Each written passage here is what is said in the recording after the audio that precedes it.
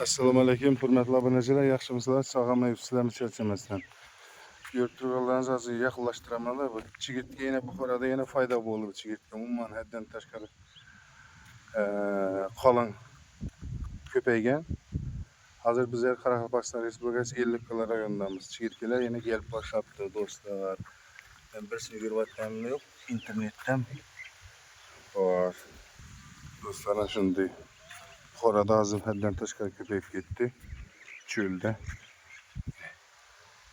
Akşam shamolni böyle oldu, uçup kelgan. Ko'rdinglarmi? Hozir men bir ikkisini ko'rdim. Stadiondan oraqadan ko'rdim. Hozir shogirdimiz bilan tayyorlanibmiz. Nurmuhammad bilan ertaga Xudo xohlasa O'zbekiston chempionatiga uchib. Shunday do'stlar. Bultur bir ko'payadi, bu dorilar yo'qotadilar. Endi yo'qotganning foydasi yo'q. Bu tuxum qo'ygandan keyin harakat qilib boshladik biz.